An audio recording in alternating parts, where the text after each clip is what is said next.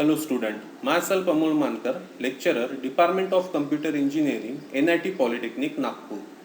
In today's lecture, we are going to start our next topic from unit number 2 and the topic name is Use of Operating System Tools. This is the learning outcome. After completion of this lecture, student will be able to understand the use of operating system tools. हम इस lecture के completion के बाद में हमको पता चलेगा कि ऑपरेटिंग सिस्टम के डिफरेंट टूल्स क्या है और उसका यूज ऑपरेटिंग सिस्टम किस तरीके से और किस पर्पस के लिए करता है. This is the prerequisite for the today's lecture. Components of operating system. In the previous lecture we discuss about the different components of operating system.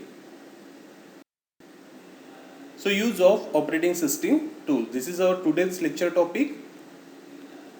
Operating system provide a lot of services to the user, and in today's operating system execute number of processes at a same time. The role of user for executing the processes is to just create that process and wait for the output. Because the execution of that process is the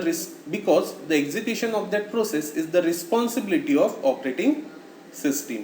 For that, operating system having its own tools for performing smooth execution of all the processes. Following are the operating system tools.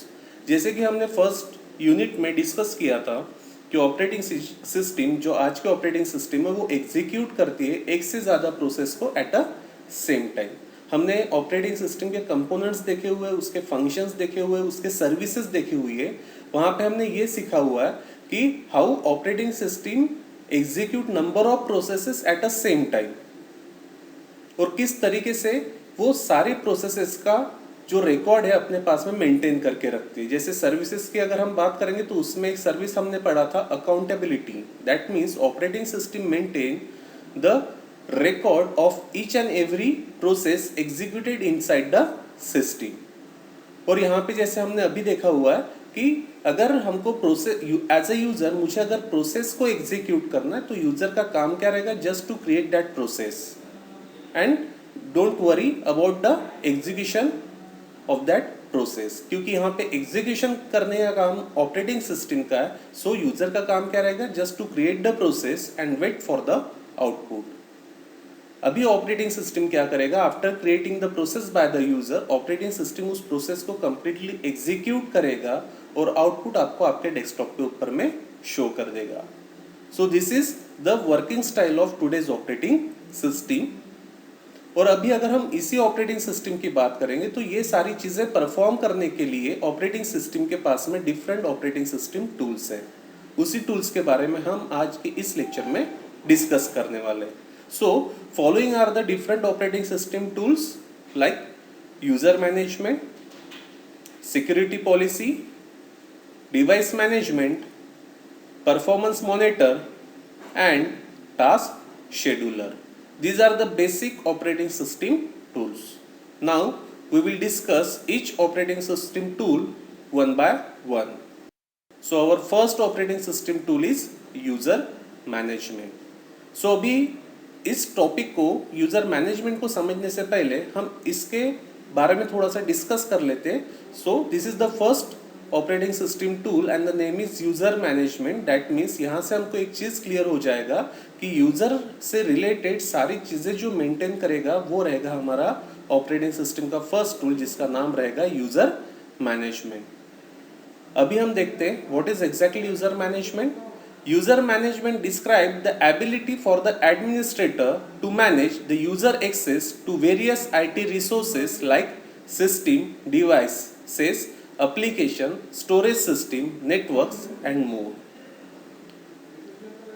User management is a core part to any directory services and is a basic security essential for any organization. अगर मैं यहाँ पे user management की बात करूँ और यहाँ पे अगर मैं एक सिंपल एग्जांपल आपको दूँ तो अगर आपके पास में आपका खुद का सिस्टम है जिसको हम पर्सनल डेस्कटॉप बोलते हैं या फिर लैपटॉप अगर आपके पास में होगा तो आपको पता होगा आपके सिस्टम में नंबर ऑफ यूज़र अकाउंट हम क्रिएट करते हैं. That means one system account, next one guest account, third one is user account, etc etc. As per requirement user can create the user account. So यहाँ पे user management का यही role रहेगा. हम यहाँ पे फर्स्ट लाइन में पढ़ेंगे तो यहाँ पे लिखा हुआ है user management describe the ability for the administrator to manage the user access to the various IT services like system, devices, application, storage system, network and more means etc. That means what कि यहाँ पे user management हमको allow करता है किस चीज़ के लिए एज अ एडमिनिस्ट्रेटर कि हम मैनेज कर सकते हैं user access. User access means किस चीज़ के लिए to the various IT resources like system, devices, application, storage system, network and many more. हम यहाँ पे रिस्ट्रिक्शन लगा सकते हैं with the help of user management. जैसा अगर मैं यहाँ पे हमारे सिस्टम की बात करूँगा तो वहाँ पे एक गेस्ट अकाउंट है और एक सिस्टम अकाउंट है. तो सिस्टम अकाउंट में जो हम परफॉर्म कर सकते हैं वो एज गेस्ट अकाउंट में लॉगिन करके कुछ चीज़ें हम वहाँ पे परफॉर्म नहीं कर सकते. दैट मीन्स व्हाट कि हमने वहाँ पे कुछ रिस्ट्रिक्शंस लगा के रखे हुए हैं. सो user management is a core part of any directory service. कोई भी डायरेक्टरी सर्विस की अगर मैं बात करूंगा तो यहाँ पे यूजर मैनेजमेंट जो है वो एक कोर पार्ट हमारा रहने वाला है and it's a basic security essential for any organisation. और अगर मैं यहाँ पे ऑर्गेनाइजेशन की बात करूँ तो ये बेसिक सिक्योरिटी होगी जिसकी हमको जरूरत पड़ने वाली है.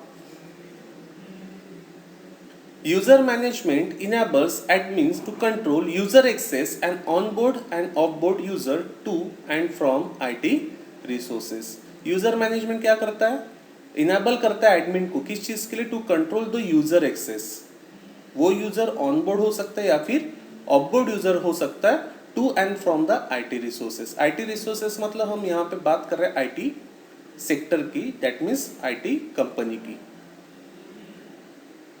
Basically there are 3 types of account present in Unix operating system. अगर मैं यहाँ पे यूनिक्स ऑपरेटिंग सिस्टम की बात करता हूँ और अगर मैं यहाँ पे बात कर रहा हूँ यूजर मैनेजमेंट की इन यूनिक्स ऑपरेटिंग सिस्टम तो यहाँ पे 3 टाइप के अकाउंट हो सकते हैं. First account is root. This account belong to the system administrator. अगर यूनिक्स में सिस्टम एडमिनिस्ट्रेटर होगा तो उस अकाउंट को हम बोलेंगे root account. This is also called as super user. हम इसको बोलते हैं super user. Super user has a permission to run any command. Because this is a super user, that's why he can execute any command on a Unix operating system. Because अभी हमने discuss किया हुआ है कि अगर यहाँ पे हमारा एडमिनिस्ट्रेटर होगा तो एडमिनिस्ट्रेटर को जो एक्सेस रहेगा वो एक्सेस शायद से जनरल यूजर को या फिर गेस्ट यूजर को नहीं रह सकता. तो वैसे अगर मैं यहाँ पे यूनिक्स ऑपरेटिंग सिस्टम की बात कर रहा हूँ तो this is the first account जिसको हम रूट अकाउंट बोल रहे हैं, जिसको हम बोलते हैं super user. So super user has a permission to run any command. Super user कोई भी कमांड को एग्जीक्यूट कर सकता है. और जैसे कि हमने पढ़ा हुआ है यूनिक्स ऑपरेटिंग सिस्टम, तो यूनिक्स ऑपरेटिंग सिस्टम हमारा कौन सा ऑपरेटिंग सिस्टम है? Command based line operating system. और उसकी बात हम यहाँ पे कर रहे तो यूनिक्स में होता है 3 अकाउंट और उसमें का फर्स्ट है हमारा root account. Second account is system account. This account is required to the system related components. System से related जो भी components रहेंगे उनके लिए एक अलग से account रहेगा Unix में जिसका नाम रहेगा system account. For example, email. email एक होगा. So email की अगर हम बात करेंगे तो ये जो है हमारा आएगा under the system account. So ये account की जरूरत हमको क्यों रहेगी? क्योंकि यहाँ पे हमारे सिस्टम रिलेटेड कंपोनेंट को मेंटेन करने के लिए हमको इस अकाउंट की यहाँ पे जरूरत पड़ने वाली है. So this is the another account system account and the third one is user account. This account belong to the user and the group of user. जो जनरल यूजर रहेंगे वो यूजर के लिए यहाँ पे यूनिक्स पे रहने वाला है थर्ड अकाउंट जिसका नाम है user account. General user have this account and these user have limited access to system file and directory. General user का ये अकाउंट रहने वाला है और उनके पास में कुछ लिमिटेड एक्सेस ही रहने वाले. वो एक्सेस हो सकता है रिलेटेड विद द फाइल्स और related with the directories. In short अगर मैं यूजर मैनेजमेंट की बात कर रहा हूँ तो यहाँ पे यूजर मैनेजमेंट का काम क्या रहेगा? To provide the restriction to the file और the directories through creating a different account. और अगर मैं यूनिक्स की बात कर रहा हूँ तो यूनिक्स में हमारा रूट अकाउंट जो कोई भी कमांड को एग्जीक्यूट कर सकता है। सेकंड है आपका सिस्टम अकाउंट, यहाँ पे क्या होगा, required to the system related component, system से रिलेटेड कंपोनेंट के लिए यहाँ पे हमको सिस्टम अकाउंट की जरूरत पड़ने वाली है। और थर्ड जो होता है वो हमारा जनरल यूजर या फिर ग्रुप ऑफ यूजर ये अकाउंट यहाँ पे यूज कर सकता है। और यहाँ पे क्या रहेगा कि यहाँ पे हम कुछ लिमिटेड एक्सेस लगा देंगे to the system file and the directories. So this is the first tool. Now, this is the another tool of operating system and the name is security policy. This is again the most important tool. There are many different types of operating system, security policies and procedure that can be implemented based on the industry you work in. Operating system की बहुत सारी security policies है and procedure है जो company में implement करते हैं हम as per the requirement. In general definition, an operating system security policy is one that contains the information or process ensuring that the operating system maintain a certain level of integrity, confidentiality and availability. So यहाँ पे क्या रहेगा, security policy का काम यहाँ पे क्या रहेगा कि ये हमको वो प्रोसेस बता रही है जिस प्रोसेस को फॉलो करते हुए हम मेंटेन कर सकते हैं हमारे इंडस्ट्री में certain level of integrity, confidentiality and availability. That means अगर मैं कोई भी इंडस्ट्री की बात कर रहा हूँ तो वहाँ पे security is the main concern. और अगर मैं आईटी सेक्टर की बात कर रहा हूँ तो वहाँ पे सिक्योरिटी बहुत ज़्यादा इंपॉर्टेंट यहाँ पे रहने वाली है। तो हमको सिक्योरिटी पॉलिसी जो ऑपरेटिंग सिस्टम का टूल है यही चीज़ यहाँ पे हमको प्रोवाइड कर रही है। Operating system security protects the system and the data from the threats, viruses, worms, malware, backdoor intrusion and many more. ये सिक्योरिटी पॉलिसी हमको क्या कर रहा है, प्रोटेक्ट कर रहा है हमारे सिस्टम को किस चीज से, तो थ्रेट से, वायरस से प्रोटेक्ट कर रहा है, वर्म से प्रोटेक्ट कर रहा है, मालवेयर से प्रोटेक्ट कर रहा है, बैकडोर इंट्रूजन से प्रोटेक्ट कर रहा है और एक्सेट्रा एक्सेट्रा जो भी पॉसिबिलिटी हो सकती है हमारे डेटा के साथ में मिसबिहेव हो सकता है, वो सारी चीज़ों से हमको हमारी सिक्योरिटी पॉलिसी प्रोटेक्ट कर रही है। Security policy cover all the preventative measure and technique to ensure safeguarding of an operating system, the network it connects to and the data which can be stolen, edited or deleted. For each and everything जो भी हमारे system में हमारे data के साथ में हो सकता है उससे हमको सिक्योरिटी पॉलिसी क्या कर रही है, प्रोटेक्ट कर रही है। And this is the need of today's computer system. Since operating system policies and procedure cover a broad area, there are many ways to address them. Some of these area include ensuring the system are updated regularly. हमको ये ensure करना है कि हमारे system update हो रही है regularly. Installing and updating antivirus software कि हमारे सिस्टम में प्रॉपर तरीके से हमने एंटीवायरस को इंस्टॉल किया है और वो टाइम टू टाइम अपडेट हो रही है या नहीं, ये हमको चेक करना है। Installing a firewall and ensuring it is configured properly to monitor all the incoming and outgoing traffic. जो हमारे सिस्टम में हम कंप्यूटर सिस्टम में नेटवर्किंग में जो फायरवॉल हम यूज़ करते हैं वो सही तरीके से इंस्टॉल हुआ है, वो सही तरीके से कॉन्फ़िगर्ड हुआ है और सही तरीके से वहाँ से ट्रैफिक का जो इनकमिंग है और आउट गोइंग है प्रॉपरली हो रहा है या नहीं, वो हमको यहाँ पे टाइम टू टाइम चेक करना है। And the last one is implementing the user management procedure secure the user account and privilege. User management जो हमारा फर्स्ट टूल था वो प्रोसीजर हम सही तरीके से फॉलो कर रहे क्या to maintain the accounts and user accounts and privilege. So these are the broad area जो हमारा सिक्योरिटी पॉलिसी कवर करेगा। Next one is device management. Device management in operating system implies the management of the IO devices such as keyboard, magnetic tape, disk, printer, microphone, USB ports, scanner, camcorder, etc. as well as the supporting units like control channels. The basic of IO devices can fall into 3 categories. अगर मैं यहाँ पे device management की बात करूँ, जो हमारे operating system का नेक्स्ट टूल है, इसका काम क्या रहेगा? To manage all the devices present in the computer system. अभी वो डिवाइसेस हमारे हो सकते हैं आईओ डिवाइसेस। और अगर मैं यहाँ पे वो डिवाइसेस की कैटेगरी की बात करूँ तो the basic of IO devices can fall into 3 category. 3 category यहाँ पे आईओ डिवाइसेस की होती है। First one, block device. What is block device? Store the information in fixed size block, each one with its own address. For example, disk. जो भी data हम store करते हैं हमारे सिस्टम में, वो स्टोर होता है हमारा डिस्क में, जो रहता है हमारा फिक्स साइज ऑफ ब्लॉक, जो हम यूनिट नंबर 5 में ऑपरेटिंग सिस्टम के पढ़ने वाले हैं।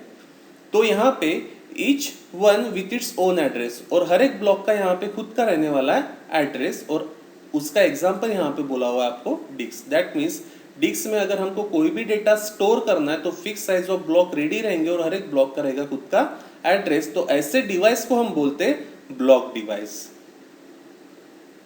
सेकंड जो होता है कैरेक्टर डिवाइस, इट डिलीवर और accept a stream of character. The individual character are not addressable, for example printer, keyboards etcetera. Printer में हम क्या करते हैं कि कंप्यूटर से कमांड देते हैं, तो प्रिंटर उस कमांड को रिसीव करेगा और आपको प्रिंट आउट प्रोवाइड करेगा। अगर मैं कीबोर्ड की बात कर रहा हूँ तो कीबोर्ड पे मैं यहाँ पे बटन्स को प्रेस कर रहा हूँ, वो जो बटन्स में यहाँ से प्रेस कर रहा हूँ वो सिग्नल सेंड कर रहा है टू द कंप्यूटर सिस्टम, और कंप्यूटर सिस्टम उसको रिसीव करके उसको प्रोसेस करके आपके डेस्कटॉप के ऊपर में वो कैरेक्टर को शो कर रहा है।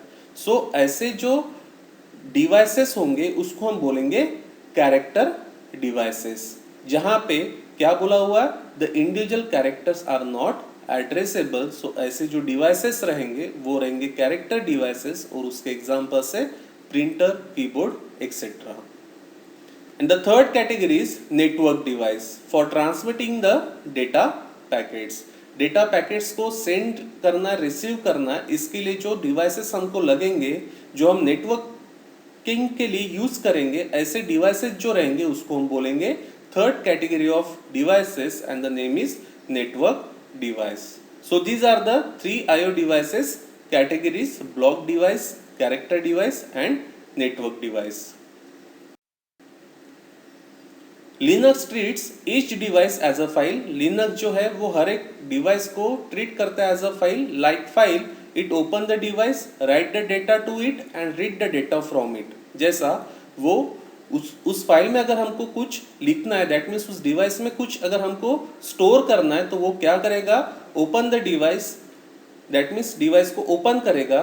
डेटा को स्टोर करना है मतलब क्या? Write the data to it, और अगर हमको उसी डेटा को रीड करना है तो क्या? Read the data from it. And after using the device, operating system then closes it. After completing read और राइट ऑपरेशन, ऑपरेटिंग सिस्टम क्या करेगा? उस डिवाइस को बंद कर देगा। दैट मीन्स अगर मैं लिनक्स की बात कर रहा हूँ तो लिनक्स उस फाइल को क्लोज कर देगा, क्योंकि यहाँ पे लिनक्स ट्रीट कर रहा है हर एक डिवाइस को as a file. Device driver are responsible for treating every devices as a file. अगर मैं यहाँ पे डिवाइस ड्राइवर की बात करूँ तो डिवाइस ड्राइवर ही रिस्पॉन्सिबल रहेगा for treating every device as a file.